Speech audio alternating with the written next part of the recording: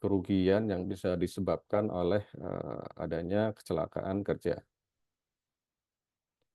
Kemudian tujuan presentasi yang pertama adalah harapannya kita mendapatkan pemahaman yang mendalam, memberikan pemahaman komprehensif tentang isi dan ketentuan Permen PUPR nomor 10 tahun 2021 yang mengatur sistem manajemen keselamatan konstruksi. Kemudian berikutnya adalah harapannya sharing malam hari ini bisa memberikan sedikit pencerahan terkait panduan implementasi ya, menyediakan panduan praktis untuk mengimplementasikan SMKK di proyek konstruksi mulai dari perencanaan hingga evaluasi akhir. Kemudian berikutnya harapannya adalah peningkatan kompetensi. Jadi harapannya kita semua dengan adanya sharing malam ini lebih bisa memahami, meningkatkan kompetensi profesional konstruksi dalam mengelola aspek keselamatan sebagai bagian integral dari manajemen proyek. Baik, berikutnya adalah definisi SMKK. Secara sistematis, SMKK adalah sistem pengelolaan keselamatan konstruksi yang terstruktur dan terintegrasi. Ini merupakan pendekatan sistematis yang mengintegrasikan aspek keselamatan ke dalam setiap fase proyek. Jadi di SMKK ini sangat detail ya, membahas mulai dari fase perencanaan, implementasi, pemantauan, serta evaluasi berkelanjutan. Jadi tidak hanya pada saat prosesnya, tapi juga mencakup atau melingkupi dari hasil pekerjaannya itu sendiri, apakah itu aman untuk digunakan atau tidak. Oke, yang berikutnya adalah mencegah kecelakaan. Tujuan utama SMKK adalah mencegah kecelakaan kerja. Melalui sistem ini diharapkan lingkungan kerja konstruksi menjadi lebih aman dan produktif, serta mengurangi risiko adanya insiden dan cedera. Kemudian berikutnya adalah meningkatkan kinerja dan kepercayaan. Penerapan SMKK tidak hanya mencegah kecelakaan Bapak Ibu, jadi tetapi juga meningkatkan efisiensi operasional, kualitas hasil kerja, dan kepercayaan para pemangku kepentingan terhadap proyek konstruksi. Oke, sasaran penerapan SMKK seperti tadi sudah dijelaskan ya, proyek APBN atau dari anggaran nasional, kemudian adalah proyek APBD atau anggaran daerah. Kemudian skala proyeknya itu berlaku untuk semua skala proyek ya, baik kecil, menengah, dan besar yang mana sumbernya adalah APBN ataupun APBD. Kemudian berikutnya adalah manfaat implementasinya. Yang pertama adalah lingkungan nol kecelakaan atau mungkin teman-teman familiar dengan istilah zero accident ya. Penerapan SMKK bertujuan utama untuk menciptakan lingkungan kerja yang aman, mencegah kecelakaan kerja fatal, dan memastikan semua pekerja dapat beraktivitas tanpa risiko yang berarti. Kemudian peningkatan efisiensi dan produktivitas. Jadi apa ya? Ini suatu hal yang berkesinambungan antara keselamatan dan produktivitas ya. Jadi keselamatan konstruksi akan menimbulkan dampak positif terhadap produktivitas proyek itu sendiri. Dengan mengurangi insiden keselamatan dan waktu henti akibat kecelakaan kerja, SMKK secara signifikan meningkatkan kelancaran operasional dan produktivitas proyek, memastikan pekerjaan selesai tepat waktu dan sesuai dengan anggaran. Jadi tidak sampai terjadi overcost atau dana yang bengkak ya Bapak Ibu sekalian. Kemudian mutu proyek dan reputasi perusahaan. Sistem ini tidak hanya meningkatkan kualitas hasil konstruksi, tetapi juga memperkuat reputasi perusahaan di mata klien dan pemangku kepentingan. Jadi bisa membangun kepercayaan melalui komitmen terhadap standar keselamatan tertinggi. Kemudian manfaat jangka panjangnya adalah tidak hanya mencakup pencegahan kecelakaan, tetapi juga memperkuat daya saing di pasar konstruksi yang semakin kompetitif. Ini sangat bermanfaat bagi apa ya, penyedia jasa layanan konstruksi atau dalam hal ini adalah kontraktor dan juga si owner itu sendiri. Kemudian tugas dan tanggung jawab pengguna jasa atau owner. Yang pertama, pengguna jasa wajib melaksanakan perencanaan SMKK. Pengguna jasa bertanggung jawab memastikan aspek keselamatan konstruksi telah direncanakan sejak tahap awal proyek dan terintegrasi dalam dokumen kontrak. Kemudian penyediaan dokumen konseptual. Jadi si owner ini wajib membuat namanya RKK konseptual yang mana itu biasanya dirapatkan ya sebelum SPMK atau surat perintah mulai kerjanya itu turun di saat proses PCM ya atau pre-construction meeting.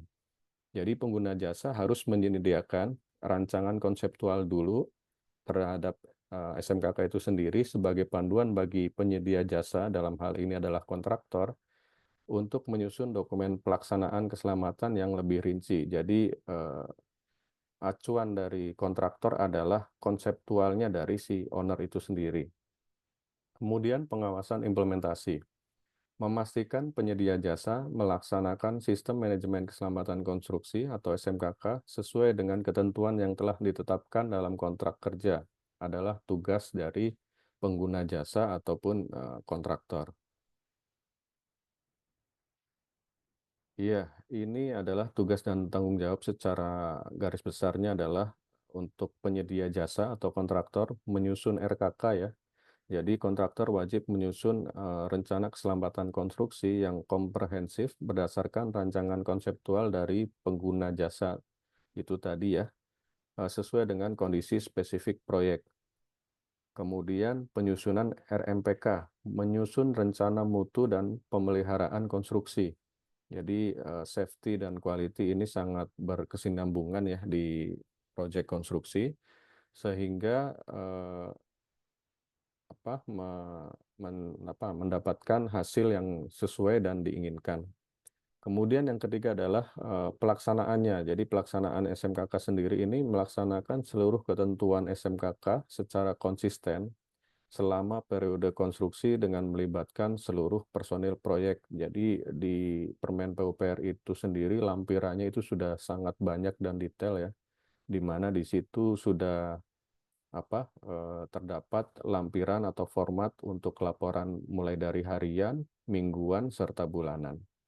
Kemudian yang keempat adalah pelaporan berkala, menyampaikan laporan pelaksanaan SMKK secara berkala kepada pengguna jasa atau owner dan otoritas terkait, biasanya Kementerian PUPR atau mungkin Direktorat Jenderal terkait ya. Kalau misalkan jalan biasanya Bina Marga, kalau jalan tol itu jalan bebas hambatan dan lain sebagainya. Oke, kemudian struktur organisasi pengelola SMKK. Jadi ini format atau template ini adalah format yang ada di Permen PUPR ya. Jadi gambarannya seperti ini. Untuk setiap organisasi pengelola SMKK ini ada dua ya, artinya ada dua garis besar. Jadi yang pertama adalah garis operasi, yang kedua adalah garis untuk KHSE-nya sendiri. Jadi langsung ya untuk pemimpin UKK atau pemimpin unit keselamatan konstruksi ini garis komandonya itu langsung dari Direktur KHSE Pusat. Kemudian untuk garis koordinasinya itu dengan pimpinan proyek. Kira-kira gambarannya seperti ini untuk struktur keselamatan kerja di proyek konstruksi.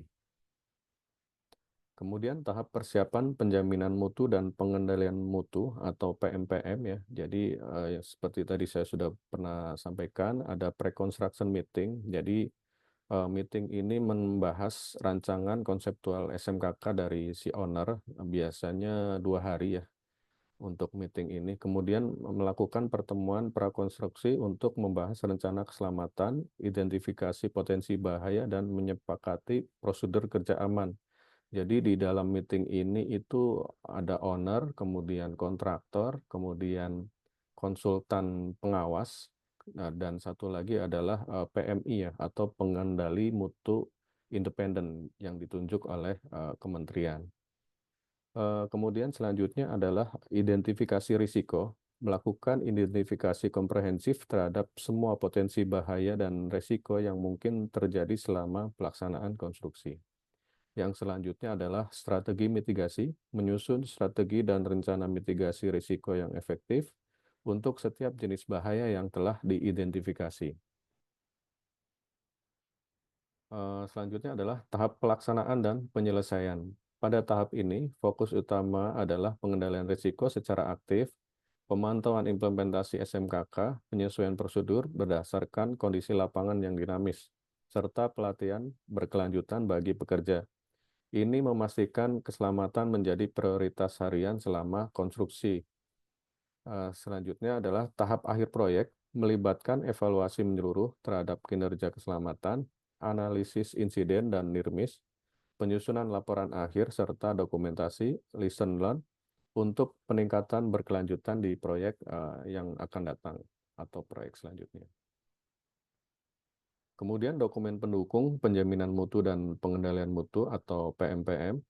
Yang pertama ada formulir pengawasan, formulir standar untuk mencatat hasil inspeksi keselamatan harian, mingguan, dan bulanan itu ada ya di lampiran Permen PUPR, meliputi checklist peralatan, eh,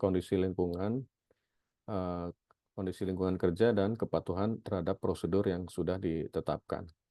Kemudian notulen rapat, dokumentasi lengkap dari setiap rapat, koordinasi keselamatan seperti toolbox meeting dan safety briefing, yang mencakup pembahasan dan keputusan penting yang dibahas di proyek konstruksi. Kemudian ada laporan berkala, laporan komprehensif yang mencakup statistik keselamatan, analisis tren, dan rekomendasi perbaikan yang disampaikan secara berkala kepada manajemen. Jadi biasanya ada rapat mingguan ya di proyek konstruksi ini, kemudian laporannya yang ditandatangani biasanya laporan bulanan.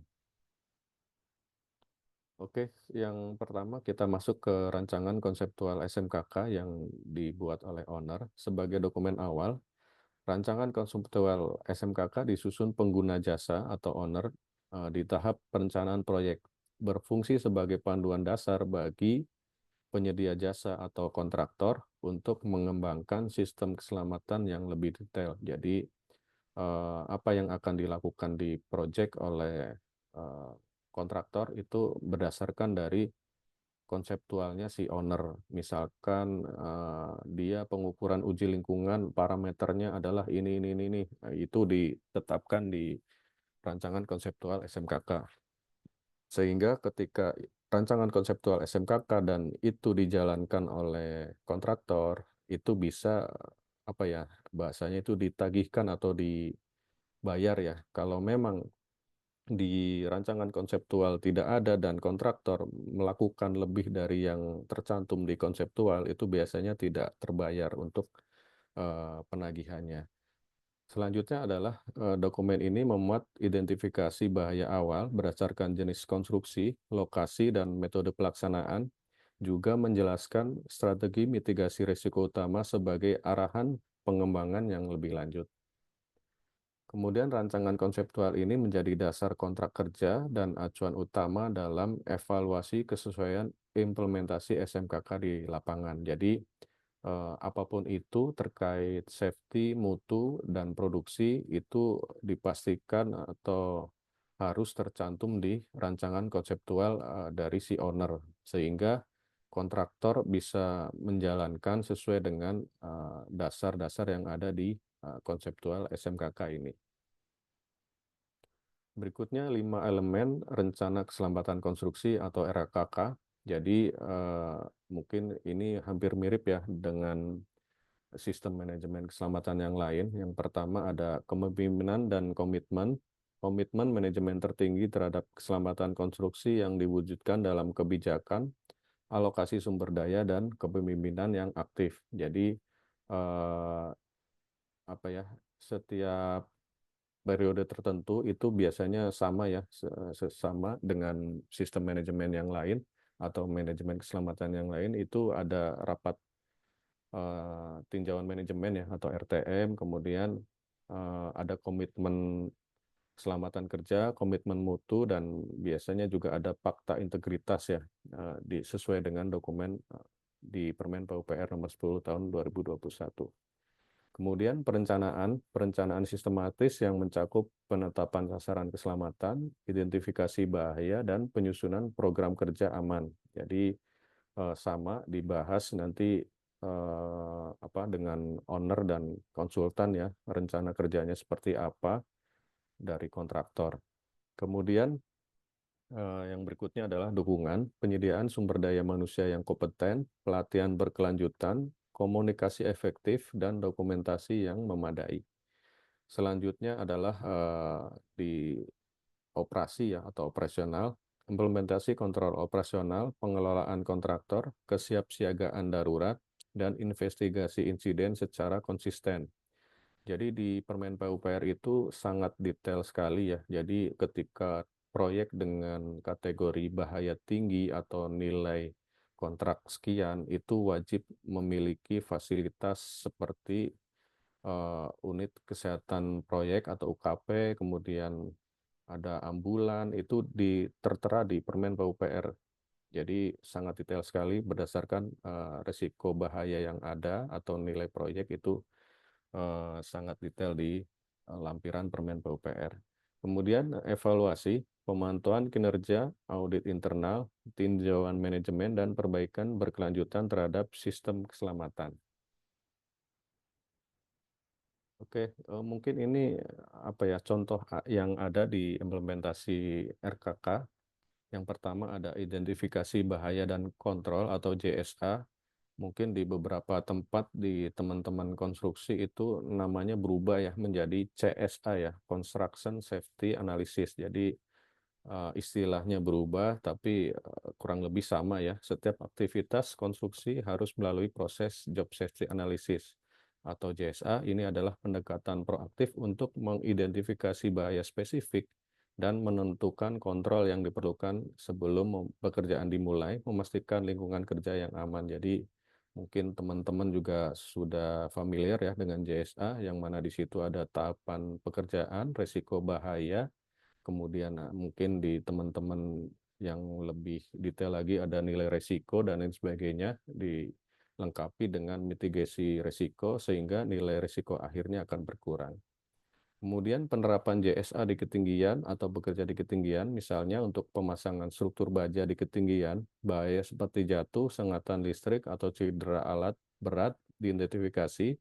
Kontrolnya adalah meliputi sistem pengaman jatuh atau fall protection system, kemudian jaring pengaman, inspeksi APD, prosedur LOTO atau lockout takeout, denah kerja, dan pelatihan khusus bekerja di ketinggian. Mungkin bisa kita tambahkan requirement seperti TKBT atau TKPK ya.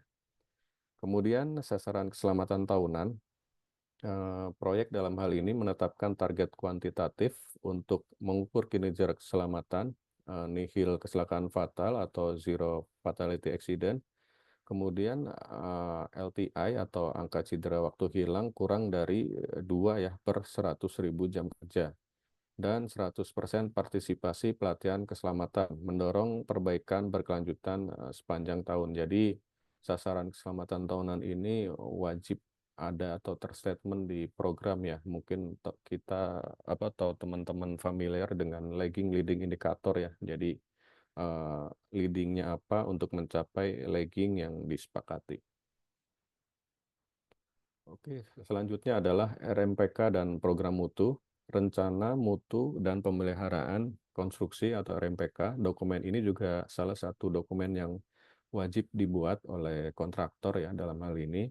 Dokumen yang mengatur rencana pelaksanaan mutu proyek secara komprehensif, mencakup jadwal pelaksanaan, metode konstruksi, dan inspection and test plan atau ITP yang terintegrasi dengan aspek keselamatan. Kemudian program mutu terintegrasi, program yang mencakup struktur organisasi mutu, prosedur pemeriksaan dan pengujian, serta sistem pelaporan yang memastikan kualitas hasil konstruksi sambil mempertahankan standar keselamatan tinggi. Jadi mutu dan safety ini seperti yang sudah saya sempat sampaikan ya, berkesinambungan atau selaras ya. Jadi eh, tetap memperhatikan keselamatan konstruksi, namun juga mutu juga sangat diperhatikan. Jadi keselamatan juga akan mempengaruhi mutu dari pekerjaan.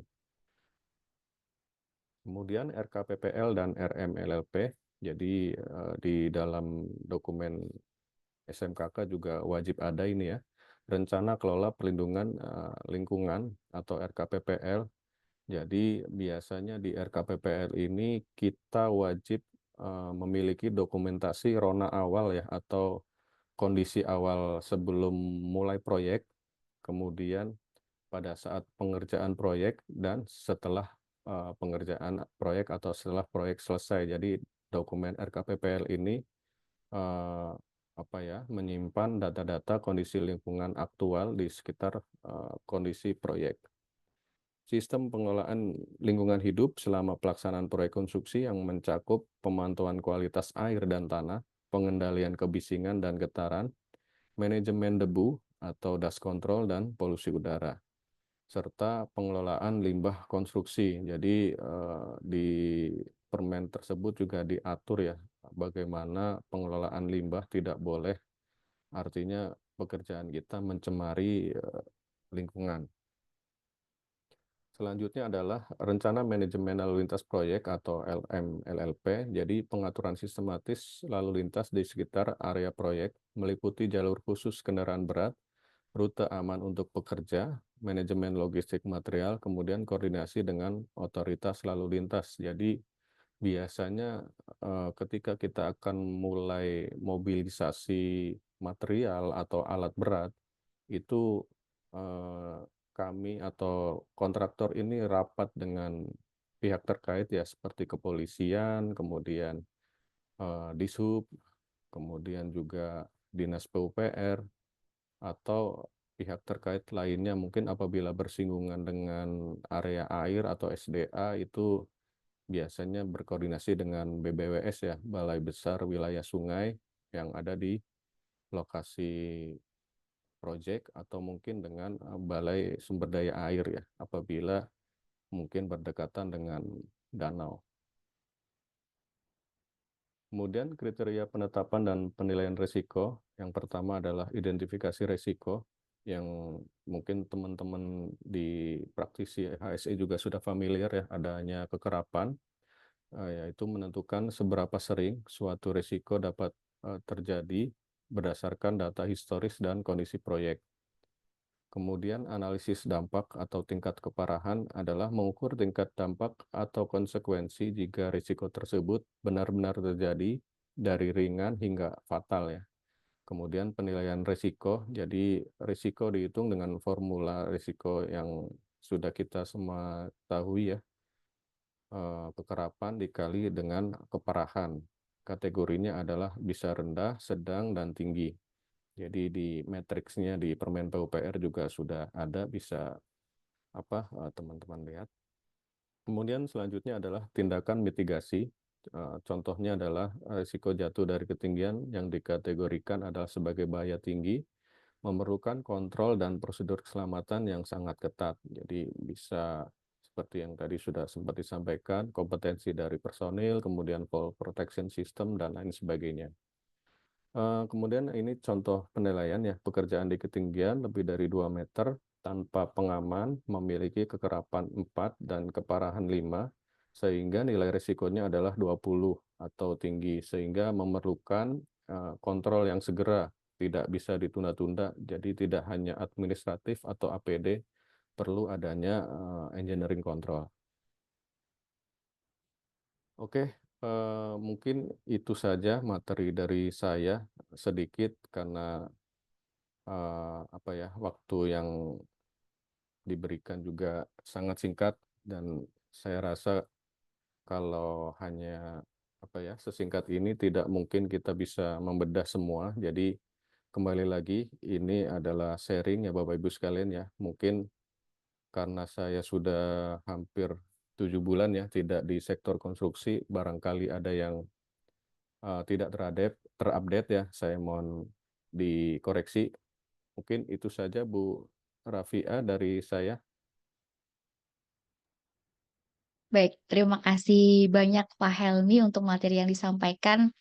Sejujurnya nih Saya juga baru pertama kali ya terkait dengan sistem manajemen keselamatan konstruksi dan ternyata cukup banyak ya dan detail juga ya karena tadi ada 5 elemen tadi yang disampaikan oleh Pak Helmi ternyata banyak lagi sub-sub elemen yang ada di dalam Permen PUPR tersebut gitu ya. Dan mungkin selanjutnya karena cukup banyak waktunya ya Pak Helmi, kita juga banyak pertanyaan di kolom chat. Jadi mungkin akan lebih banyak kegiatan diskusinya seperti itu ya. Oke, mungkin Oke, sebelum ke kolom chat dari Bapak Ibu yang ingin bertanya secara langsung, apakah ada? Silakan bisa raise hand.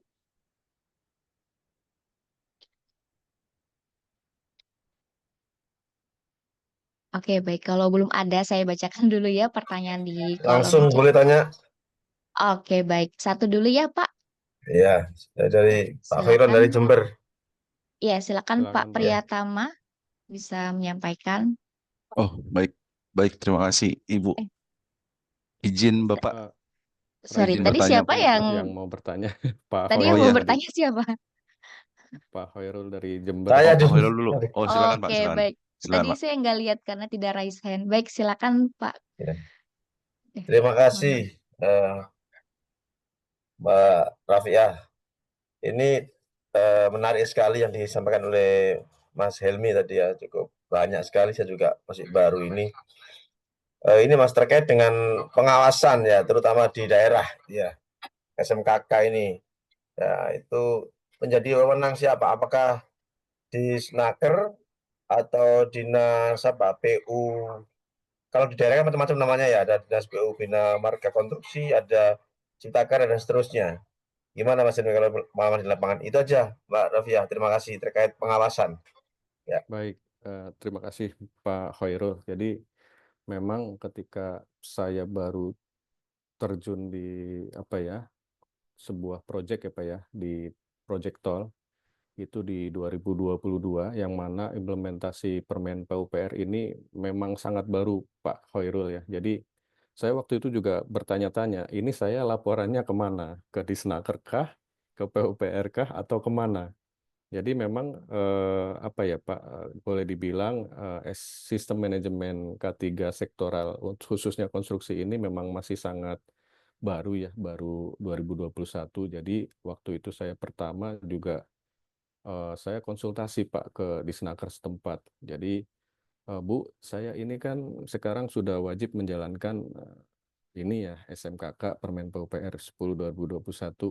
Ini saya lapornya kemana ya? Ya, karena memang eh, PP nomor berapa 50 tahun 2012 juga wajib ya. Artinya eh, kita wajib juga Pak tetap ke Disnaker setempat dan biasanya dari owner atau dari kementerian itu akan ada direktorat terkait Pak yang akan melakukan monef atau pengawasan. Jadi dan itu waktunya tidak apa ya, artinya tidak tertentu apalagi kondisinya di daerah Pak ya. Jadi memang sangat jarang lah artinya adanya pengawasan yang dari kementerian terkait khususnya adalah PUPR dalam hal ini. Dan setahu saya Pak yang memang sangat intens untuk mengimplementasikan Permen PUPR ini adalah di IKN Pak.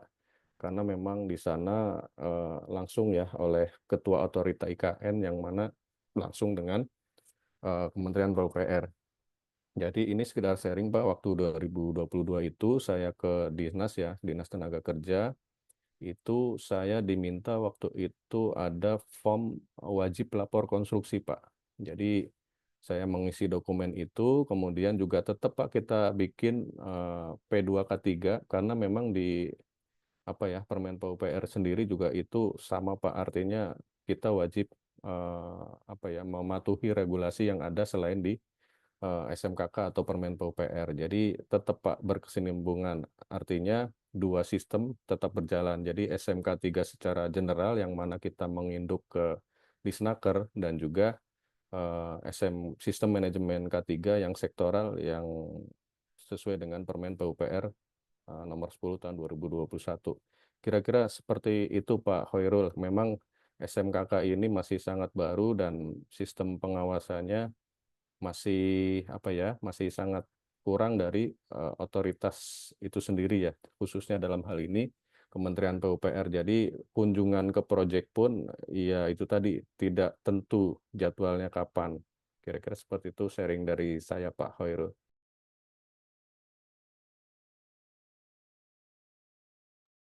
Bagaimana Pak Khairul, apakah sudah terjawab dengan jelas? Ya, terima kasih Mas Helmi. Memang di lapangan, terutama ketika kita membahas dokumen lingkungan ya, apakah itu KLUPL atau AMDAL, ini baru-baru ini kemarin dari pihak Dinas PU itu minta ketika di tahap konstruksi, minta dicantumkan sebagai pengawas, gitu. Tidak hanya dari Disnaker. Ini pengalaman saya kemarin waktu ada rapat seperti itu. Gitu. Ya itu aja, makasih. Berarti artinya dua-duanya bisa saling saling Betul, Pak. koordinasi untuk ya tentunya Iya, positif lah untuk penguatan K3 betul, Pak. konstruksi agar bisa mengurangi kecelakaan dan sebagainya yang dampak negatifnya. Ya, terima kasih. Puas sekali Mbak Rafia, jawabannya Mas Helmi luar biasa. Terima kasih Pak Hoirul.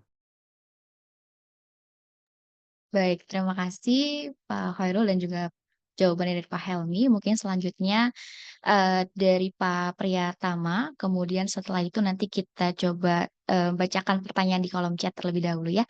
Silakan Pak Priyatama. Baik, Ibu, terima kasih waktunya. Selamat malam, Pak Helmi.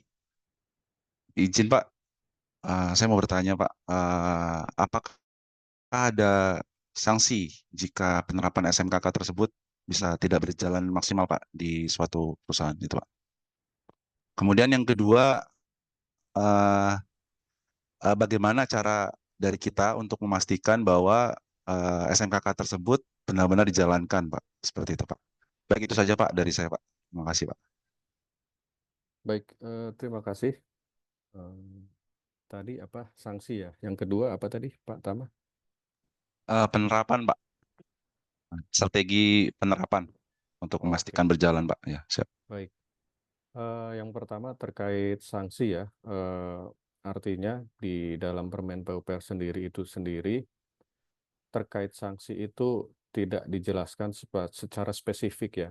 Artinya kalau kita ngomongin kebijakan sanksi dan denda itu lebih ke kebijakan khusus yang diterapkan di proyek. Jadi kalau di Permen PUPR sendiri itu belum detail Pak Tama ya terkait sanksi. Jadi yang sudah detail itu pun di Undang-Undang ya Nomor 1 Tahun 70 dan itu sudah sangat artinya lama ya dan dendanya sangat minim.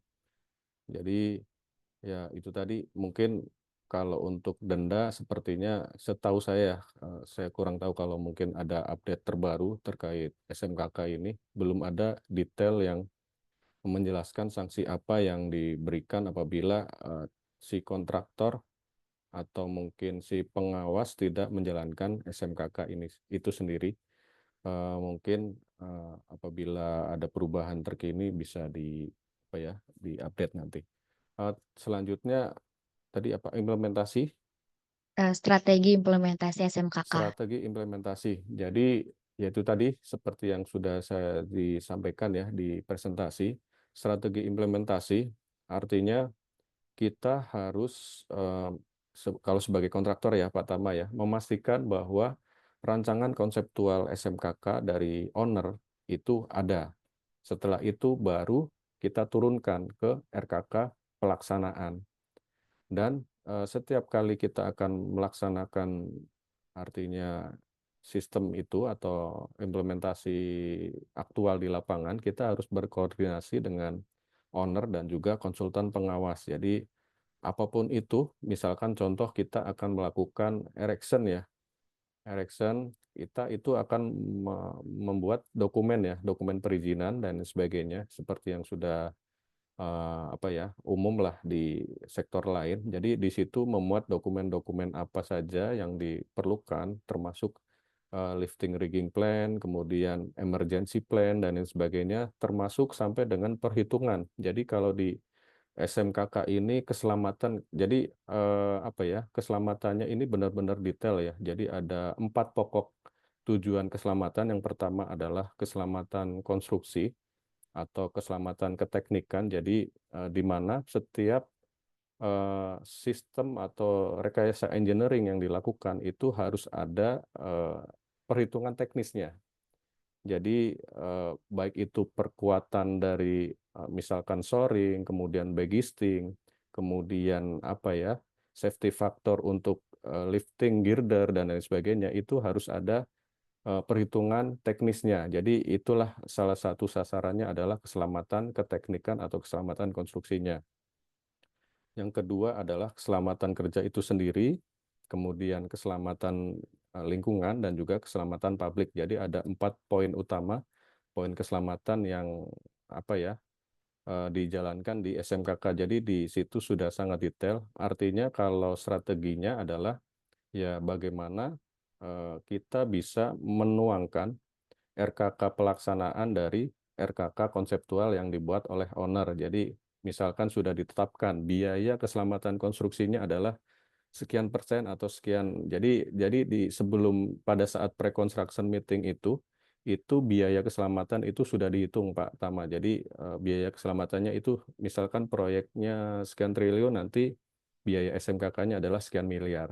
Jadi seperti itu, dan setelah itu biaya turun nanti apa ya, digodok kembali oleh kontraktor. Oh, limit saya segini, berarti saya butuh K3 sekian, kemudian personel kompeten sekian, kemudian kita ikut lampiran Permen PUPR ya, harus punya fasilitas, misalkan tadi unit kesehatan proyek, ambulan, dan lain sebagainya. Jadi memang kita harus matang di perencanaan awal ya, dari si owner, kemudian kontraktor, bisa artinya mengembangkan dari konseptual menjadi program atau rencana keselamatan yang diterapkan di proyek. Kira-kira seperti itu Pak Tama.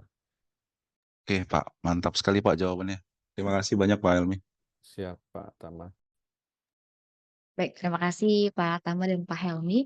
Selanjutnya, izinnya saya lanjut ke kolom chat terlebih dahulu. Mungkin yang pertama ini terkait dengan pertanyaan apa bedanya terkait dengan SMK 3 yang di PP nomor 50 tahun 2012 dengan SMKK ini. Apakah mungkin dalam SMK 3 ini belum bisa meng-cover gitu ya segala kebutuhan yang ada di kegiatan konstruksi. Dan terkait dengan pelaporan berkalanya dan lain-lain, apakah mungkin memang, eee mungkin ada beberapa aturan yang belum diatur juga ya, terlihat tadi kan lebih jelas lagi di, SMKK, tapi di SMK 3 mungkin belum diatur di situ. Kemudian untuk pertanyaan yang kedua untuk lebih teknisnya gitu ya, Pak. Jadi di sini pertanyaannya terkait dengan, kerjaan konstruksi. Jadi di sini ketika ada pekerjaan konstruksi, pekerja naik ke atas di ketinggian, diwajibkan untuk memiliki sertifikat 3. TKPK dan TKBT, yaitu, sertifikat ini ya, tenaga kerja pada ketinggian atau tenaga kerja bangunan tinggi, seperti itu ya kalau nggak salah. Nah, dari 10 orang yang naik bekerja di ketinggian, di sini hanya ada 1 nih yang memiliki sertifikat, dan 9 lainnya dilakukan training internal tanpa sertifikat K3 tadi. Apakah bisa seperti itu, Pak? Jadi tadi ada 2 ya, Pak, untuk pertanyaan. Mungkin yang pertama dulu ya, bedanya SMK 3 Oke, dengan SMKK. baik, terima kasih kepada penanya ya di kolom chat. Jadi sebenarnya SMK 3 sesuai dengan apa ya, PP nomor 50 2012 dan juga SMKK Permen PUPR nomor 10 2021 adalah secara garis besar sama ya. Namun di SMKK ini lebih ke apa ya, lebih detail dan lebih teknis. Artinya ya seperti yang tadi saya sampaikan ya. Misalkan kita melakukan erection girder dengan menggunakan metode tandem crane, yang satu 270 ton, yang satu 250 ton, kemudian bobot girdernya sekian, kemudian ketinggian angkat sekian, radius putar sekian. Nah, itu dihitungkan mulai dari perkuatan tanahnya. Jadi perkuatan tanahnya untuk menahan beban sekian ratus ton itu harus memiliki CBR sekian. Ya, itu semua diperhitungkan. Jadi nanti safety faktornya berapa, itulah apa ya bedanya ya dari SMK 3 yang PP 50 tahun 2012 dan SMKK. Jadi di SMKK ini lebih detail di teknisnya ya. So, keselamatan konstruksi atau keselamatan keteknikannya ini lebih detail diterangkan di di Permen PUPR ini. Mungkin itu Bu Rafiah. Yang selanjutnya tadi ya, dari 10 orang yang bekerja di ketinggian hanya 1 yang memiliki sertifikat dan 9 lainnya di training internal tanpa sertifikasi K3 TKPK atau TKBT. Kembali lagi ini tergantung dari kontraktor atau ownernya sendiri, yang mana apabila memang sepakat boleh-boleh saja. Kalau memang 1 orang itu sebagai pengawas atau foreman dari grup yang bekerja, itu paling tidak harus level 2. Jadi misalkan TKBT, ya TKBT-nya level 2 karena dia sebagai pengawas dari grup atau sebagai foreman ya. Misalkan 10 orang, yang 1 sebagai pengawas, yang 9 adalah pekerja. Itu levelnya harus level 2 karena dia supervisi ya. Tapi kalau misalkan yang bekerja hanya 1 tapi tingkatnya tingkat 1 itu kurang disarankan. Karena untuk TKPK atau TKBT itu ada 2 level ya. Yang pertama seperti kayak seperti perancah ya, operator, kemudian yang satunya adalah pengawas. Jadi kalau memang mau 1 orang yang memiliki sertifikat itu paling tidak level 2 ya, dan yang lain di training internal dan memiliki atau mendapatkan bukti bahwa dia telah mendapatkan training terkait bekerja di ketinggian. Mungkin itu sharing dari saya Pak Angga, karena memang kalau terkait ini ya kembali lagi ke kebijakan masing-masing perusahaan atau owner ya. Kira-kira seperti itu Bu Rafiah. Oke, baik, terima kasih ya. Tadi pertanyaan pertama dari Pak Bagus Soleh, kemudian yang kedua dari Pak Angga. Mungkin sedikit menambahkan juga Pak, ada beberapa pertanyaan. Kalau terkait dengan SMKK ini apakah ada audit yang dilaksanakan ya secara rutinnya? Dan apakah di SMKK ini harus harus memiliki auditor ya? Atau auditor terkait dengan pelaksanaan SMKK itu apakah ada? Oke, baik, terima kasih. Jadi memang untuk yang tadi sudah saya sampaikan juga ya, ini hampir mirip dengan Pak Hoiron pertanyaannya. Harusnya ya dari Kementerian PUPR itu ada MONEF atau monitoring dan evaluasi bulanan kalau kita mengacu ke Permen PUPR ya. Namun ya itu tadi kendalanya biasanya memang belum ada bagian khusus ya atau mungkin divisi tertentu yang rutin melakukan pelaksanaan, yang mana apalagi kalau proyek-proyek di daerah ya, ini memang jarang sekali ya dikunjungi oleh kementerian. Jadi yaitu tadi Bu Rafiah, untuk pelaporannya atau evaluasi dan monitoringnya itu memang masih skupnya yang rutin itu biasanya level owner atau pengguna jasa. Jadi misalkan kontraktor, misalkan kita ngomongin jalan tol ya,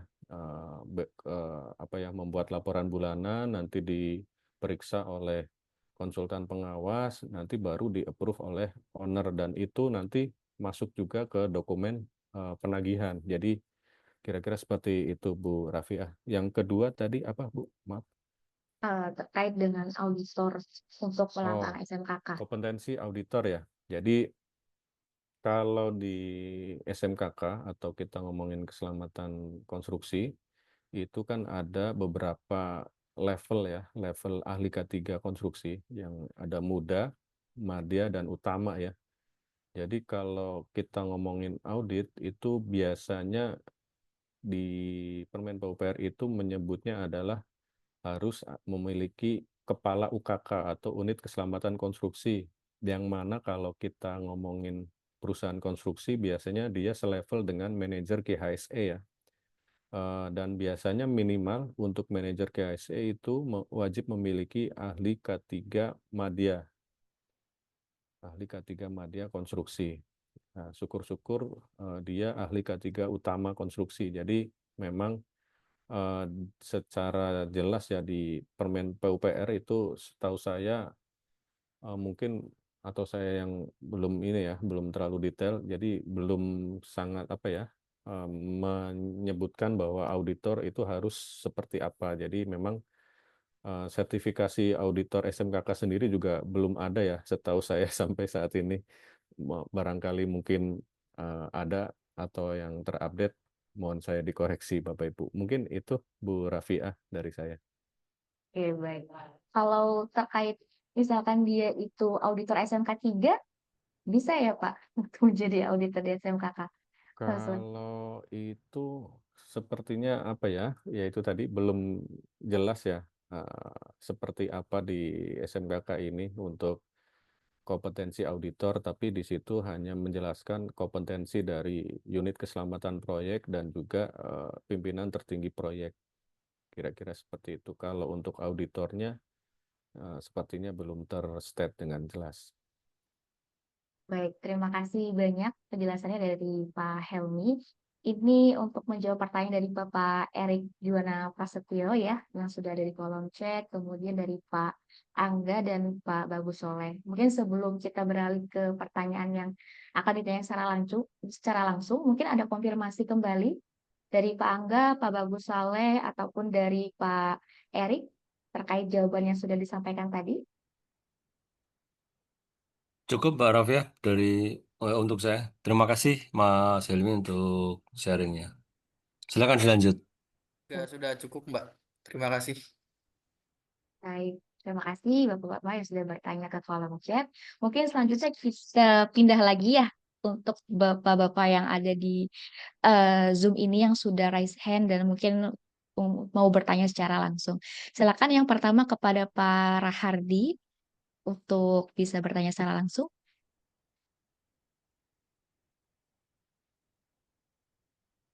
Mungkin belum belum di unmute Pak. Ya, Mohon maaf, ya, ini udah terdengar belum, Ibu? ya, Sudah, Bu sudah Rafiah? terdengar dengan jelas. Sudah. Baik. Selamat malam. Perkenalkan saya Radi, tapi untuk saat ini saya masih belum ini ya, baru selesai project, jadi masih sementara. Ini yang ingin saya tanyakan Pak Ilmi, siap. hampir sama sih Pak dengan yang Pak Priyatama tadi untuk bentuk indikator keberhasilan suatu yang dari SMKK itu apa tadi sudah. Ini kalau yang kedua mungkin sepengetahuannya Pak Ilmi ya, apakah kalau dalam ini kontraktor safety management system atau CSMS-nya ini standarnya itu seperti apa ya, mungkin apa tahu Pak, ada contohnya mungkin barangkali ada gitu. Baik, Maksudnya Pak. tuh dalam CSMS kan biasanya untuk standarnya itu mengacu ke user ataupun yang dari user itu, maksud saya sih seperti itu, atau bagaimana ya? Oke, terima kasih Pak Ya, Rahardi ya. Jadi terkait pemilihan vendor atau ini ya pihak ketiga yang lain, ya, betul. biasanya ini mengacu ke peraturan internal dari si kontraktor itu sendiri, Pak. Jadi biasanya baik. di dokumen tender atau pengadaannya itu kan di situ biasanya terstate ya harus pemenuhan yang wajib dilaksanakan oleh si vendor itu sendiri.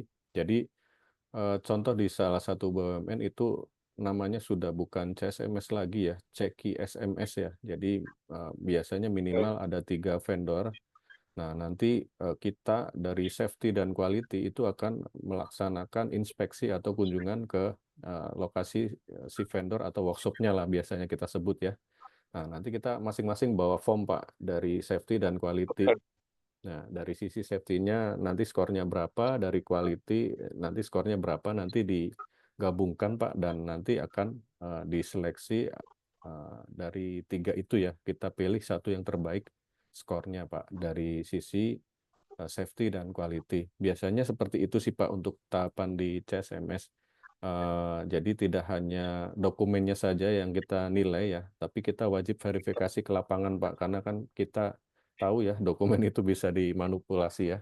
Jadi juga banyak mungkin artinya CSMS yang hanya dokumen saja tapi aktualnya itu tidak berjalan, Pak. Kira-kira seperti itu, Pak. Oh ya, baik Pak Hilmi sebelumnya. Sudah sangat jelas sekali Pak. Untuk yang ketiga ini agak nyimpang sedikit Pak dari Boleh, topik Pak. malam hari ini, Silakan, nggak Pak. apa-apa ya. Silakan. Pren ini, kalau yang Pak Hilmi ini berarti langsung dari yang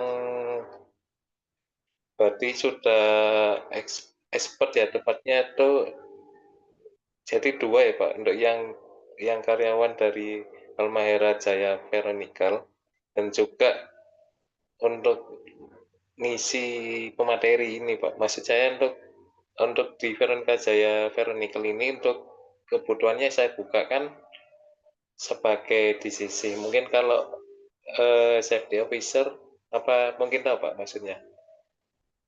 Bagaimana, Untuk Pak? pembukaan ini Bapak apa namanya perihal loker lowongan pekerjaan Pak. Oh, Ya. Atau oh di ya. Kagama HSE mungkin kalau Oh, ada. baik, Pak. Kalau untuk di apa ya Harita Group, Pak, mungkin Bapak bisa cek di Instagramnya Harita Nikel, Pak. Oh ya baik. Iya, nanti di situ ada pengumuman informasi apa ya lowongan, Pak. Monggo, Pak, bisa dicek di situ. Ya, baik Pak Ilmi. Terima kasih. Ada langsung Terima saya sampaikan. kasih, Pak Ya, Radi. baik Pak. Ya. Baik, Pak Radi sudah cukup jelas ya, Pak, untuk pertanyaannya. Ya, baik Bu. Eh, Terima kasih sebelumnya Bu Rafia. ya baik. Mungkin selanjutnya kita langsung ke Pak Chandra ya. Pak Chandra, silakan. Ya, terima kasih Bu. Mohon maaf saya nggak depan kamera karena lagi kurang sehat juga.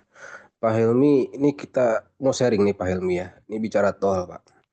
Beberapa Silakan, waktu Pak. lalu, ya beberapa waktu lalu tentang kita bicara tol Cipularang Pak. Dulu saya pernah jalan dengan salah satu direktur kontraktor lah untuk supervisi. Nah itu kita lihat. Waktu itu saya senengnya saya nyupir gitu, saya setir. Waktu itu kecepatan saya coba 120. Itu ada beliau. Beliau bilang, "Wah, lu gimana sih? Jangan jangan kencang-kencang." "Oh, siap, Bro." Kayak jadi kita udah, "Kenapa?" Kurangin. Nah, terus kurangin. Belum ngobrol. Set. Nah, pas ada salah satu di kilometer berapa saya lupa, ada perbaikan, kita mengisi, kita lihat supervisi di situ. Baru dipenjelaskan kenapa banyak kecelakaan di Cipularang dan kenapa memang dibatasi maksimal 80 sampai 100 km per jam. Nah, ternyata memang ada retakan yang memang keluar. Jadi rata-rata yang keluar keluar kayak nanah gitu, tanah keluar itu retakan itu yang sering terjadi ban pecah dan kecelakaan, accident. Nah, yang jadi pemikiran saya waktu itu, orang safety-nya kemana, gitu kan. Udah gitu apakah dengan yang Bapak tadi sampaikan tadi, orang-orang safety ini ya yang misalkan mendapatkan sertifikat itu mereka eee, melihat nggak sih sisi dari keselamatan ke depannya gitu loh. Itu yang jadi masalah, melihat nggak sampai ke sana. Kenapa? Karena yang sering terjadi ya seperti itu, yang penting proyek cepat selesai. Karena yang tol Cipularang ini kan Sangkuriang 1 tahun jadi, gitu. Nah, belum lagi yang di Jakarta, gitu kan.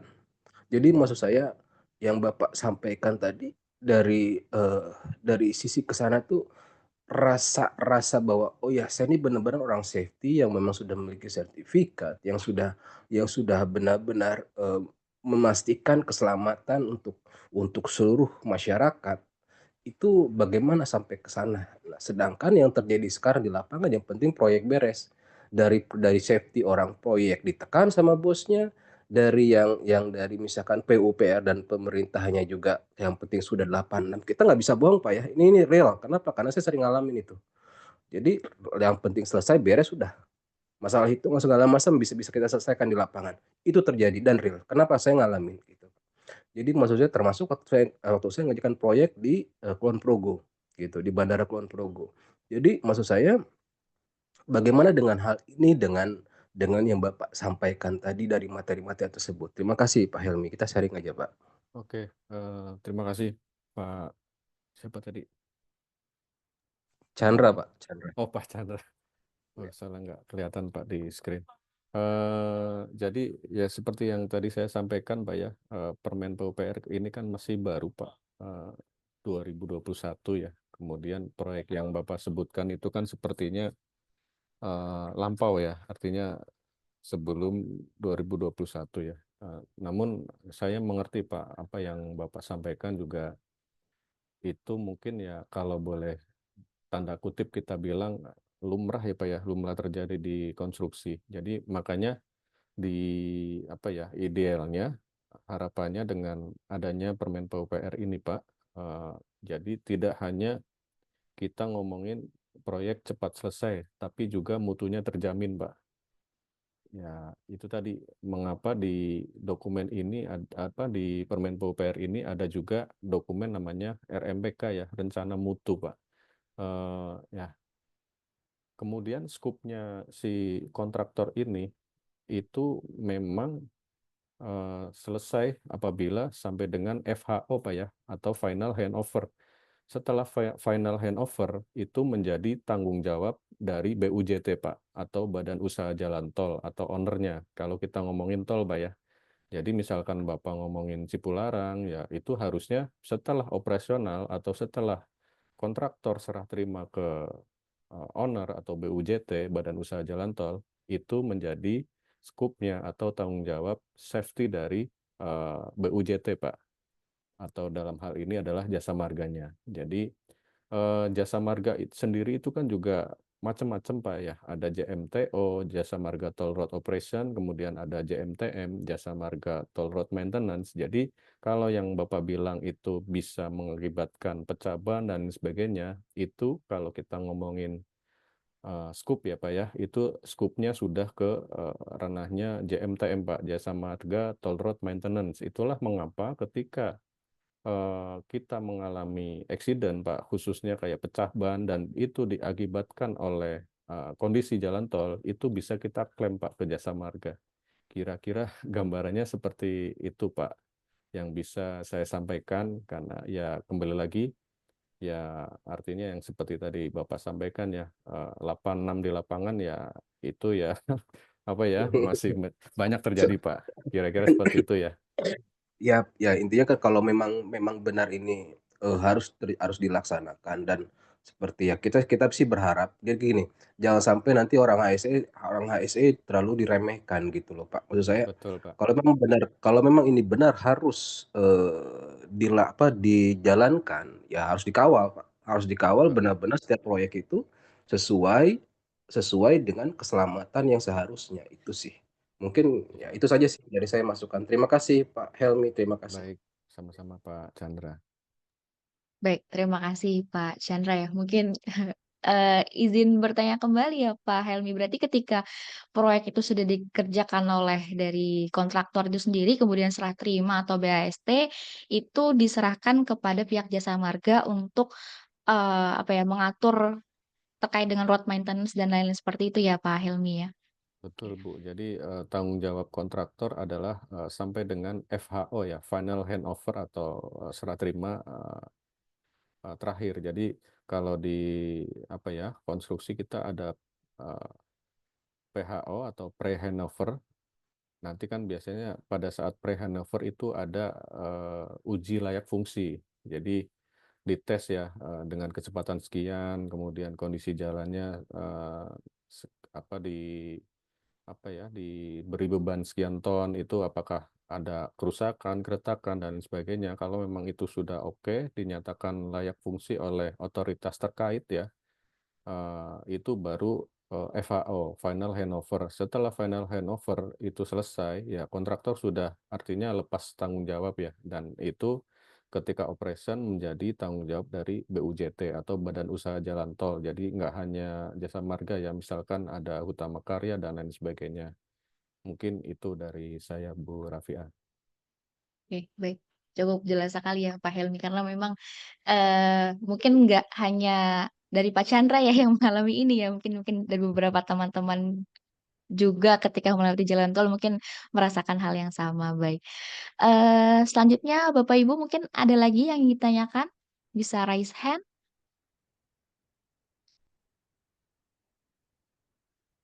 Pak Faisal Reza, ya silakan Pak Faisal.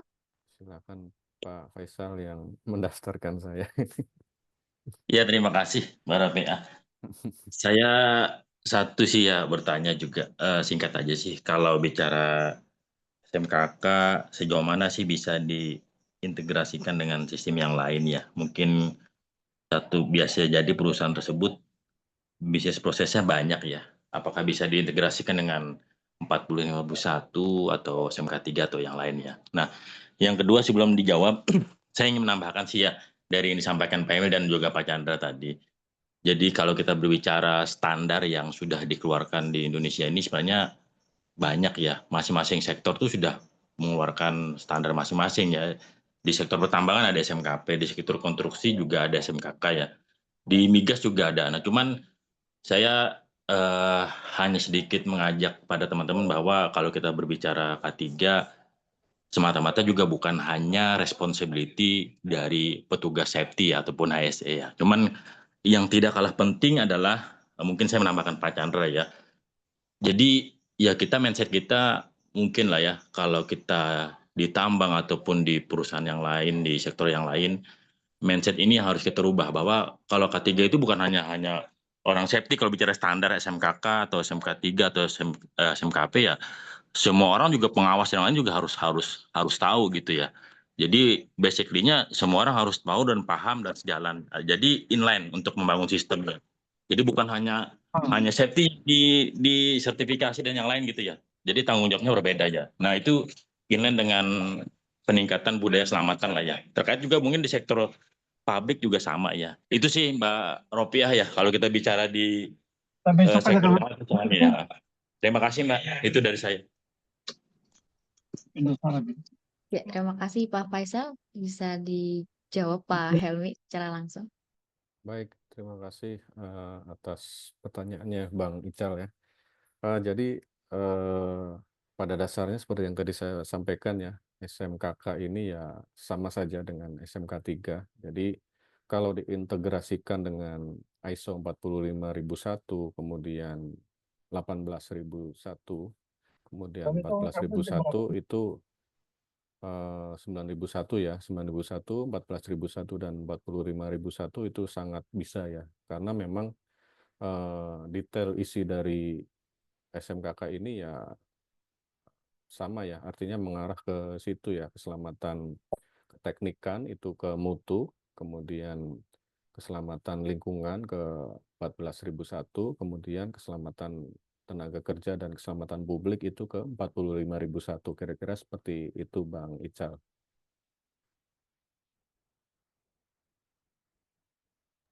Terima kasih Mas. Ya. Baik, sudah cukup jelas ya Pak Faisal ya. Mungkin selanjutnya di sini di kolom chat ada pertanyaan dari Pak Dedi Priambodo. Mungkin dari Pak Dedi mau berbicara secara langsung Pak, karena cukup banyak nih pertanyaannya. Silakan Pak Dedi, apakah masih ada di sini?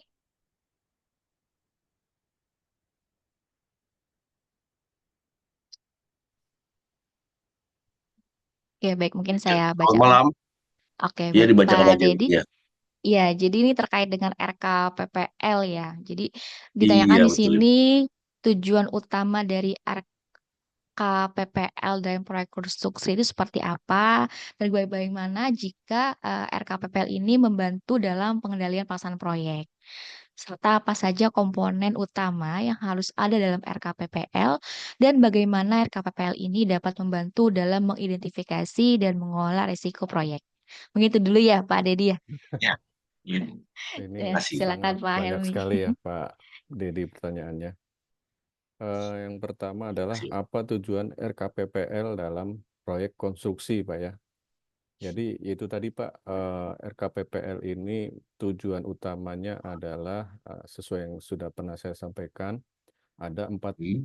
pokok ya keselamatan yang perlu artinya dijalankan di SMKK ini, keselamatan kerja, yang itu udah pasti ya, kemudian keselamatan keteknikan atau keselamatan konstruksi, Kan? keselamatan lingkungan Pak, ya itulah RKPPL ini bertujuan untuk mencapai adanya keselamatan lingkungan Pak. Jadi jangan sampai ada cemaran atau polutan yang bisa mempengaruhi lingkungan sekitar. Makanya di RKPPL itu sendiri sangat detail Pak ya. Ada rona awal, kemudian rona setelah konstruksi, dan itu Konstruksi. biasanya kita ya sesuai dengan artinya RKK konseptualnya itu kalau di tempat saya ya yang sudah saya jalankan itu per 6 bulan sekali kita melakukan uji lingkungan Pak, memanggil Uji lingkungan. pihak ketiga. Jadi kita ambil sampel air sungai, kemudian air warga, sumur ya kita juga ambil dan lain sebagainya, termasuk getaran dan juga polusi atau uji emisi dari alat berat Pak. Jadi Emisi. ya mungkin itu Pak ya secara singkatnya di poin nomor Baik.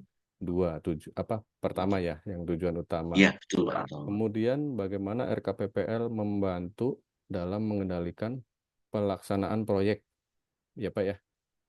Betul Pak. Ya itu tadi Pak. Dengan adanya RKPPL, tentunya kita memiliki guideline ya atau semacam rel lah, biar Underline ya. kita tidak keluar dari jalur. Makanya di situ detail Pak. Artinya misalkan kita ngomongin pekerjaan borpel Pak. Borpel itu harus seperti apa sih agar artinya material pendukungnya, kalau kebetulan di tempat saya itu pakai bentonet Pak ya. Mungkin umum digunakan ya bentonet untuk mencegah terjadinya longsoran Pak ya pada saat kita melakukan pengeboran untuk borpel. Dan borpel ya. Ya, jadi kebetulan Pak yang kami pakai itu sudah yang eco-friendly Pak ya, artinya ramah lingkungan. Nah, itulah maksudnya beberapa artinya langkah-langkah atau upaya yang perlu kita lakukan agar mencegah terjadinya cemaran lingkungan atau Cemaran. tujuan utama adalah keselamatan lingkungan. Kira-kira seperti itu Pak. Yes, Pak. Yang sudah 2 atau banyak Pak ya? Iya banyak ini karena memang pengendalian proyek ini kan berbagai macam ya dengan Betul banyaknya Pak. Oke, namanya kemudian komponen peraturan utama Pak baru ya yang harus yang harus diimplementasi. ada Iya, itu ya seperti yang tadi saya sampaikan Pak ya, artinya tergantung Pak proyeknya apa, kemudian pekerjaan yang ada apa saja, yang mana kita identifikasi Pak, mana-mana saja yang memiliki potensi bisa menyebabkan adanya cemaran atau bahaya lingkungan. Jadi mungkin teman-teman atau Bapak Ibu sekalian sudah familiar ya dengan adanya namanya kita IADL ya Pak ya, identifikasi yes. ya tentang bahaya dan dampak lingkungan ya. Jadi itu sudah ada Pak. Kemudian biasanya dari owner atau dari kementerian itu ada AMDAL-nya Pak. RKL RPL-nya itu harus ada dari owner Pak. RKL RPL, kemudian dokumen andalalin juga ada Pak untuk mendukung RMLLP ya. Jadi ini sekalian dengan yang pertanyaan di bawahnya Pak, RMLLP. Jadi memang itu tadi Pak, RMLLP dan RKPPL itu yang pertama RKL RPL-nya itu harus ada ya Pak ya sebelum kita menyusun RKPPL Pak. Jadi RKL RPL itulah yang menjadi acuan kita Pak menyusun RKPPL. Kemudian RMLLP yang selanjutnya Pak ya kita langsung bahas itu kita berdasarkan kajian andalalin Pak dari owner itu sendiri. Biasanya sudah ada kajiannya Pak andalalin. Kita misalkan kalau kita ngomongin proyek jalan ya atau jalan tol itu ruas-ruas mana saja yang akan terdampak akibat yaitu tadi mobilisasi alat, material dan lain sebagainya.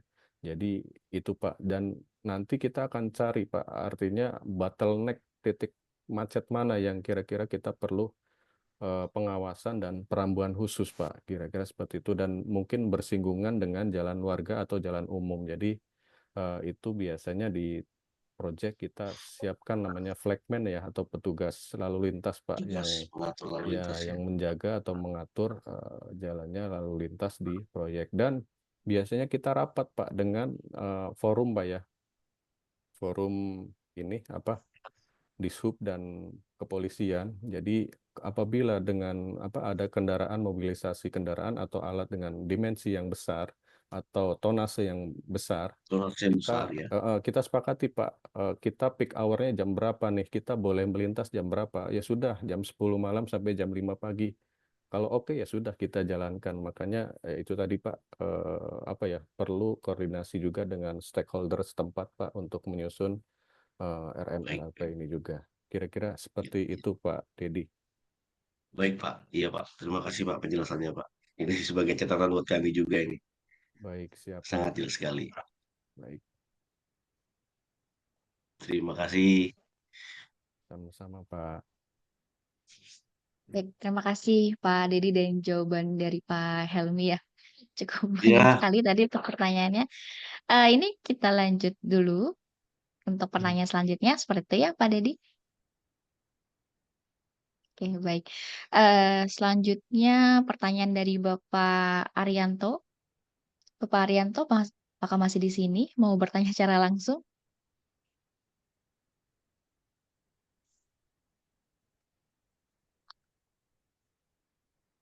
Oke, mungkin saya bacakan terlebih dahulu ya. Di sini terkait dengan dokumen apa saja yang wajib disiapkan oleh penyedia jasa konstruksi untuk memenuhi ketentuan dari SMKK tadi. Mungkin tadi ada beberapa yang sudah disampaikan ya Pak Helmi ya. Iya. Dan indikator keberhasilan penerapan SMKK yang berdaya guna dalam suatu konstruksi itu seperti apa. Dan mungkin tadi ini pertanyaannya hampir sama sebelumnya, sanksi dan konsekuensi hukum ya jika tidak melaksanakan ketentuan dari SMKK tadi. Oke, mungkin yang pertanyaan satu ya sudah ada ya di file presentasi ya. Jadi dokumen-dokumen apa saja yang diperlukan ya. Tadi ada RKK, kemudian RKPPR, RMLP, dan RMPK ya. Itu 4 dokumen utama yang wajib dipenuhi oleh si penyedia jasa atau kontraktor, yang mana itu harus disetujui oleh owner ya. Jadi setelah semua dokumen itu disetujui, barulah keluar SPMK, Surat Perintah Mulai Kerja. Jadi 4 dokumen utama tadi ya, Bu Rafiah, yang harus ada. Pertanyaan pertama. Yang kedua adalah apa indikator keberhasilan penerapan SMKK yang berdaya guna dalam suatu proyek konstruksi. Tentunya indikator utamanya ya sama ya dengan sistem manajemen keselamatan yang lain, adanya zero fatality accident ya. Itulah lagging indikator yang utama. Jadi tidak ada fatality accident di proyek konstruksi. Kemudian dari sisi mutunya itu tidak, atau kami biasanya sebut adalah zero defect ya. Artinya tidak ada pekerjaan yang ditolak atau di-reject. Jadi seperti itu ya kalau kita ngomongin, karena kita bahasnya ini adalah SMKK yang berdaya guna ya. Artinya setelah pekerjaan selesai, si konstruksi atau bangunan tersebut aman dan layak digunakan. Jadi secara mutu juga wajib terpenuhi. Jadi tepat mutu, tepat waktu, tepat biaya, dan safety-nya juga terpenuhi. Kemudian yang pertanyaan ketiga sama ya, sanksi dan konsekuensi. Jadi di SMKK sendiri artinya belum detail ya sanksi apa yang bisa diberikan, karena memang SMKK ini kan semacam turunan ya dari sistem manajemen yang sudah ada sesuai dengan Undang-Undang 1 Nomor 70 dan PP 50 ya. Jadi apabila di aturan undang-undang tersebut yang dilanggar ya itu baru ada sanksi. Tapi kalau di SMKK sendiri hanya mengatur terkait pelaksanaannya secara teknis. Jadi sanksi memang saya rasa belum. Mungkin itu Bu Rafiah. Baik, terima kasih banyak Pak Helmi untuk jawabannya. Mungkin sekali lagi saya tanya kepada Bapak Ibu, jika ada yang ingin bertanya secara langsung bisa raise hand, seperti itu ya. Saya lanjut beberapa dulu ya Pak Helmi di kolom chat. Yang Silakan. pertama ada terkait dengan Monef dari Pak Mufti Sipil. Nah, terkait dengan Monef, apakah harus ada Kementerian PUPR meskipun kegiatan pekerjaan fisiknya menggunakan anggaran daerah? Yang kedua, apakah ada standar atau kriteria khusus untuk biaya SMK 3 ya? Ini SMK 3 atau SMKK ya? Mungkin bisa dikonfirmasi ya Pak Mufti. Mungkin itu ya Pak.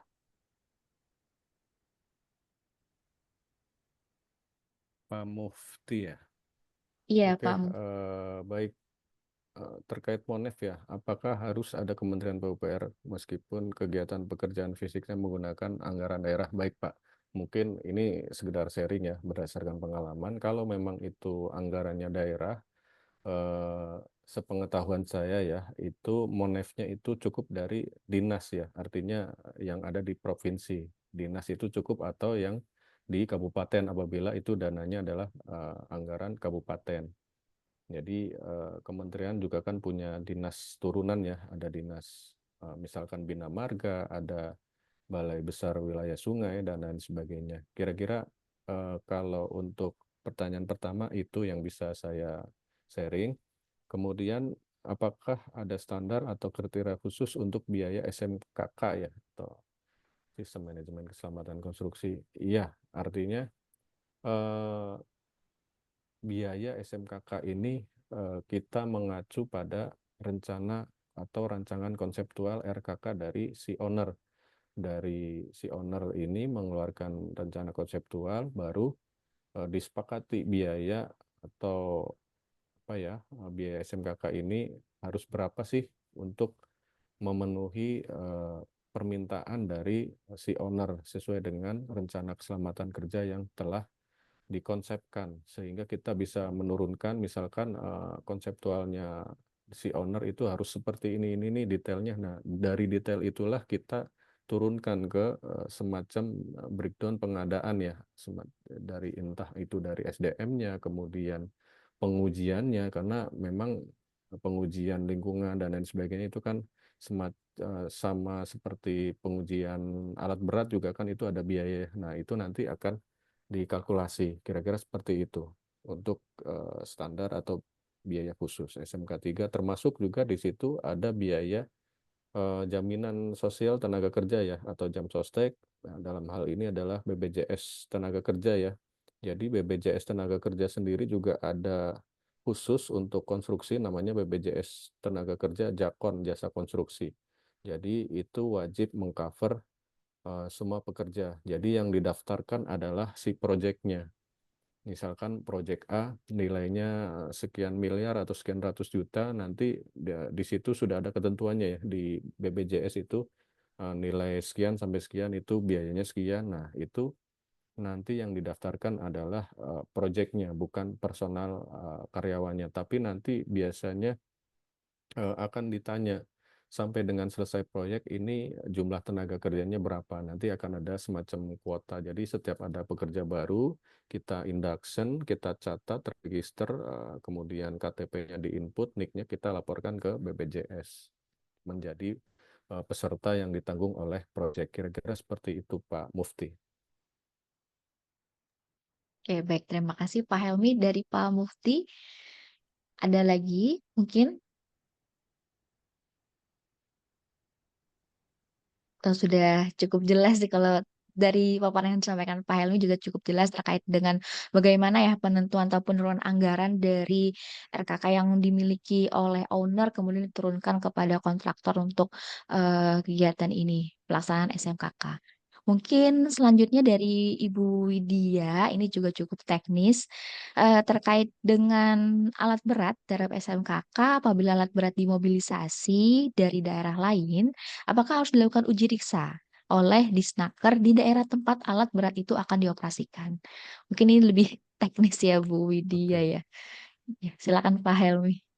Baik, terima kasih Bu Widya atas pertanyaannya. Jadi apa ya, kalau yang sudah saya jalankan ini kembali lagi sharing ya. Saya kurang tahu kalau di tempat lain. Jadi untuk semua alat berat yang akan masuk ke proyek wajib dilakukan periksa uji ulang ya.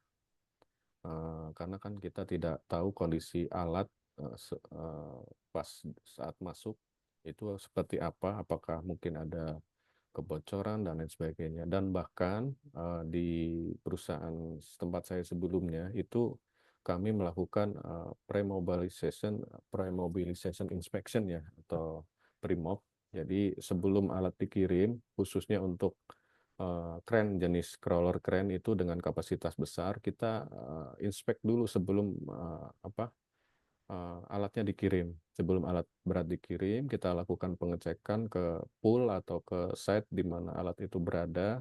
Kita lakukan pengujian secara visual dan fungsional ya. Artinya secara fungsional itu kondisinya bagus, kemudian secara visual juga mungkin tidak ada kebocoran dan lain sebagainya. Jadi tetap wajib dilakukan riksa uji dari Disnaker setempat. Kira-kira seperti itu Bu Widya. Oke, dari Bu Widya, apakah ada tambahan lagi Bu Widya? Cukup jelas Bu Raffi ya, terima kasih jawabannya Pak Helmi. Oke, baik. Terima kasih Bu Widya. Saya lanjutkan Pak Helmi ya. Ada satu lagi dari Pak Bayu, terkait dengan standar keterimaan laporan pengawasan suatu proyek di PU yang tercantum di Permen nomor 21. Misalnya, pembangunan jalan terkait nantinya jalan dinyatakan layak atau layak pakai atau fungsi oleh pihak Kementerian PU jika laporan pengawasan belum dipenuhi oleh standar. Oke, mungkin dari Pak Bayu gitu ya, ada yang mau disampaikan secara langsung untuk pertanyaan ini? Baik Bu Rafiah, terima Iya. kasih. Selamat malam Pak Helmi. Pak, Malam Pak Bayu. izin bertanya Pak, misalkan ini misalnya saja ketika pembangunan jalan secara fisik sudah selesai, namun di situ kan ada laporan-laporan yang harus disubmit ya Betul. ke kementerian nih. Nah, misalkan ada SMKK kan termasuk dalam laporan. Nah, misalkan ada beberapa divisi, misalkan taruhlah divisi 9 itu terkait nanti apa namanya marka jalan yang belum selesai. Nah, itu apakah itu bisa langsung diterima untuk layak fungsinya? Karena kan fisik jalannya sudah terbangun, Pak. Misalkan sudah terbangun, cuma misalkan divisi 9 nih, misalkan yang terkait rambu-rambu ataupun nanti marka jalan itu belum lengkap. Itu apakah harus menunggu apa namanya itu selesai semua? Karena nanti kan di laporannya kan pasti akan tercantum belum selesai itu, Pak. Nah, ini apakah bisa diterima, Pak? Misalkan terkait satu proyek yang misalkan nanti akan dijalankan berikutnya gitu. Baik. Terkait misalkan jalan ini akan mengganti jalan yang lain gitu, misalkan karena terpengaruh oleh proyek tambang taruhlah gitu, Pak. Oke Pak, siap.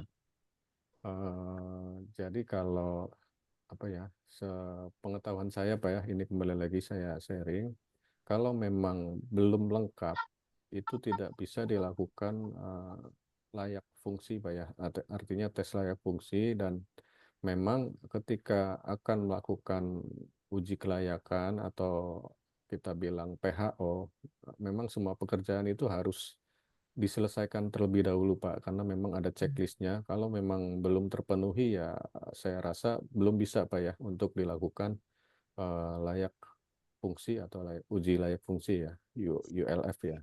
Jadi kira-kira seperti itu Pak Bayu. Kalau memang belum ya belum bisa dilayak fungsikan. Berarti Namun, administrasi itu tetap harus lengkap dulu ya, Pak? Betul Pak, betul Pak. Karena memang untuk menerbitkan layak fungsi itu memang secara administrasi checklistnya semua harus terpenuhi Bapak. Kira-kira seperti itu sih Ya, Pak Helmi, sepengetahuan saya Pak. Ya. Terima kasih. Terima kasih Pak. Sama-sama Pak Bayu. Baik, sudah cukup jelas ya Pak Bayu ya. Oke, baik Pak Helmi, berarti untuk SMKK ini kan wajib untuk setiap pengguna jasa ataupun penyedia jasa ya. Nah, apakah dia ada skup terkait dengan areanya. Misalnya pelaksanaan konstruksinya itu dilaksanakan di area pertambangan. Di mana di pertambangan sendiri kan ada SMKP gitu. Berarti eh, perusahaan atau kegiatan konstruksi yang dilaksanakan di area pertambangan juga wajib untuk melaksanakan SMKK. Seperti itu ya, Pak Helmi. Jadi kembali lagi Bu ya, Hmm. tergantung dari ownernya. Kalau kita ngomongin konstruksi di pertambangan, itu kan ownernya lebih ke Kementerian ISDM ya. Meskipun kegiatannya adalah konstruksi, jadi sepengetahuan saya ya tidak wajib. Karena yaitu tadi ownernya adalah ISDM. Jadi contoh kalau misalkan ya LRT itu ownernya adalah Kementerian Perhubungan. Nah, ya artinya dijalankan ya bagus, tidak pun ya saya kurang tahu ya artinya sekarang seperti apa karena pengawasannya setahu saya itu tadi kembali lagi ke owner utamanya tuh atau pemrakarsanya dari kementerian mana. Kalau memang PUPR ya wajib, tapi kalau di pertambangan itu ya saya kurang tahu ya karena biasanya kan lebih ke SMKP-nya ya. Kalau untuk di konstruksinya sih mudah-mudahan ya bisa diterapkan karena memang lebih detail di SMKK ya terkait konstruksi. Kira-kira seperti itu Bu Rafia.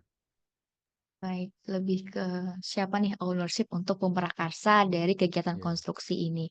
Kalau untuk SMKK sendiri, tadi kan ada disampaikan ya mungkin beberapa pertanyaan sebelumnya terkait dengan pembiayaan gitu ya Pak ya.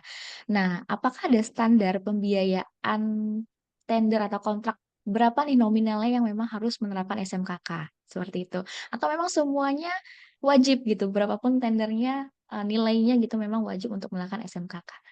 Iya, jadi di Permen PUPR itu sendiri itu sudah sangat jelas ya, artinya semua berapapun nilainya itu wajib ya menjalankan SMKK kalau memang yaitu tadi ini menggunakan APBN atau APBD. Kemudian besaran biayanya juga akan berbeda ya, artinya proyek dengan risiko kecil, menengah, dan besar itu akan berbeda.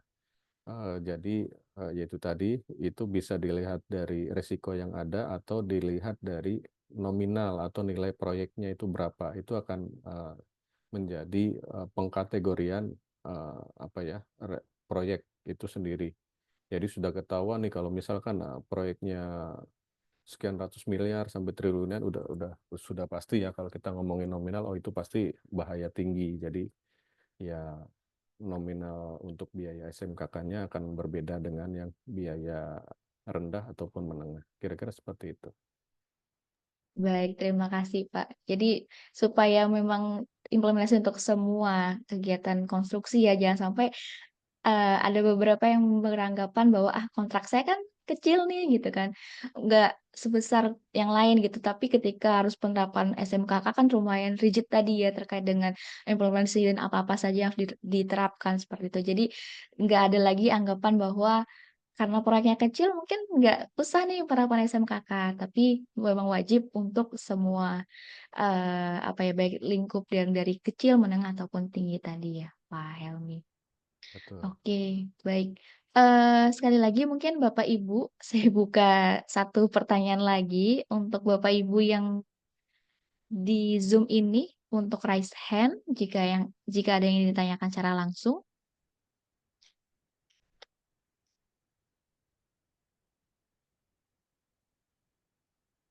Oke, sepertinya cukup ya. Pertanyaan di chat juga saya sudah cek kembali, sepertinya sudah terjawab semuanya ya, Pak Helmi. Tadi pemaparannya banyak sekali ya terkait dengan apa ya ilmu-ilmu baru ataupun bahasa-bahasa baru ya. RKK tadi kemudian diturunkan lagi bagaimana pembiayaannya, bagaimana rencana keselamatan konstruksi dan juga ternyata ada mutunya di situ yang juga dinilai gitu ya. Dan tadi juga untuk tanya jawabnya cukup panjang gitu ya. Mungkin ada lebih dari 1 jam untuk kegiatan tanya jawab pada malam hari ini. Mungkin sebelum ditutup ada mungkin 1 menit dari Pak Helmi ada yang mau disampaikan. Pak Helmi silakan. Baik, terima kasih Bu Rafiah. Sebelumnya saya mengucapkan terima kasih kepada panitia, khususnya dalam hal ini adalah Kagama HSE ya.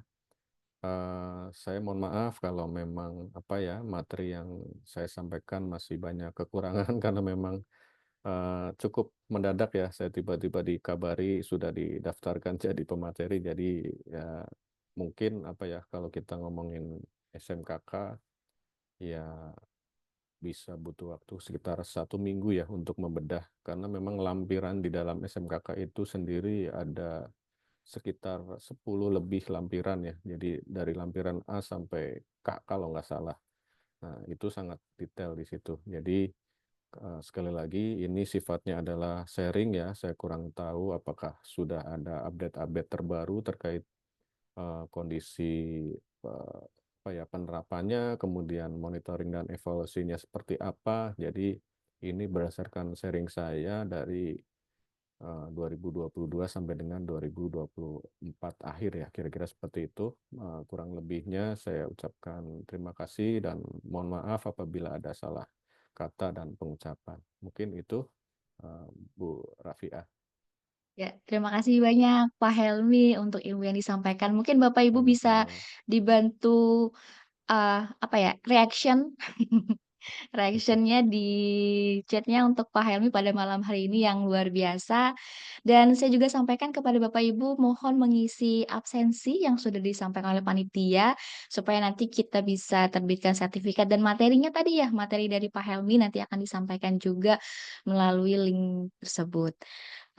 Mungkin izin Pak Helmi nanti bisa berkoordinasi dengan panitia. Jadi setelah ini nanti kita akan sampaikan 5 penanya terbaik gitu ya. Tadi cukup banyak ya untuk penanyanya. Nanti akan dipilih dan mungkin akan disampaikan secara terpisah 5 pemenang bukan pemenang ya, lebih ke penanya terbaik ya dari banyaknya pertanyaan yang sudah disampaikan tadi. Gitu ya. Baik Bapak Ibu, kita sudah sampai di ujung acara ya, ujung acara pada malam Minggu hari ini. Mohon izin Bapak Ibu bisa menyalakan kameranya karena kita akan berfoto bersama dengan pemateri kita pada malam hari ini. Silakan Bapak Ibu dan mohon izin panitia bisa dibantu untuk di capture mungkin ya.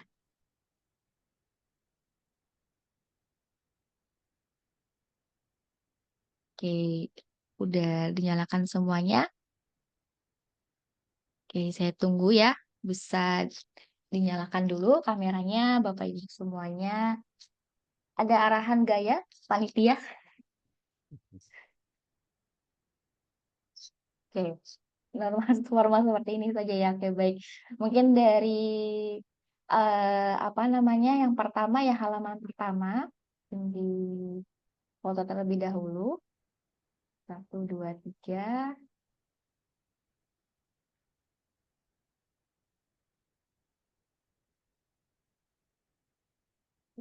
Baik, untuk yang kedua, mohon posisinya masih sama ya.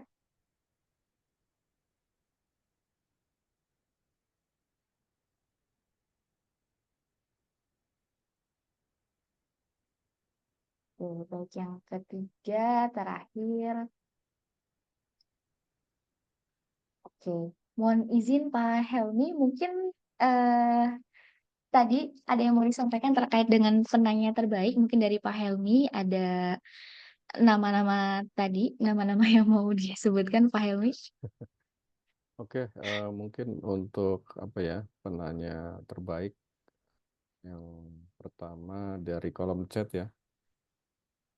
Ada Pak Dedi ya tadi ya. Ada Pak Pak Dedi. Dedi ya, 1. Selamat Kemudian Pak Dedi. yang selanjutnya adalah Pak Bagus. Oke, Pak Bagus. Kemudian Pak Arianto ya. Yang pertanyaan pertama tadi Pak. Pertama Pak Dedi. Pak Arianto tadi yang bertanya secara langsung ya. Oh iya. Ya. Oke, Pak Arianto. Kemudian Pak Bagus Saleh ya, kalau nggak salah ya. Ya, Bagus Saleh ada. Kemudian Pak Priyatama. Oke. Pak Priyatama, baik ya. Baik, terima kasih ya Pak Helmi tadi untuk 5 penanya terbaik ya dari Pak Dedi, Pak Bagus, Pak Haryanto, dan Pak Bagus Saleh. Ini Pak Bagusnya ada 2 Oh, ya Pak Pak? Bagus ada 2. Berarti satu lagi Bu ya. Satu lagi, iya benar. Oke. Yang kedua. Yang terakhir berarti tadi siapa aja yang penanya langsung Bu ya? Saya lupa. Yang pertama Pak Haryanto, yang kedua Pak Khairul, yang ketiga Pak Oh, Pak Khairul. Priyatama. Oh, Pak Pak Khairul. Khairul, Oke. baik. Pak Khairun. Khairun ya, kalau nggak salah ya. Pak Khairun. Khairul, ya. Khairon. Khairon, Bu. Oh, Khairan, maaf Pak. Pak Khairon. Oke, baik ya. Selamat kepada Pak Dedi, Pak Khairon, Pak Haryanto, Pak Bagus Saleh, dan Pak Priyatama. Jadi nantinya akan dihubungi secara terpisah ya oleh panitia Kagama HSL Talk. Sekali lagi terima kasih ya Pak Helmi atas ilmu yang disampaikan. Terima kasih juga Bapak Ibu untuk kehadiran dan juga semangatnya sampai malam hari ini.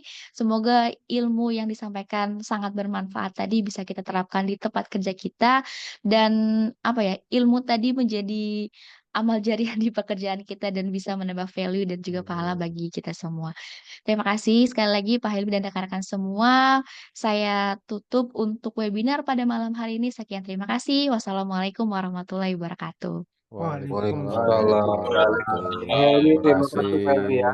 Selamat malam Bapak Waalaikumsalam. Ibu Terima kasih Pak sekalian. Helmi. Terima kasih Pak Terima kasih Hilmi. Pak Helmi. Terima kasih. Terima kasih Pak Helmi. Terima kasih Pak Helmi. Bu Rafia, makasih. Terima kasih Bu Rafia. Bu Rafia, terima kasih Bu. Ya, Ini terima kasih sih. rekan-rekan. Udah nggak usah ajakin, kita biar aja. Aneh ya, takut. Ya ntar dulu, saya nggak habis semuanya. Komen. Ya di mana?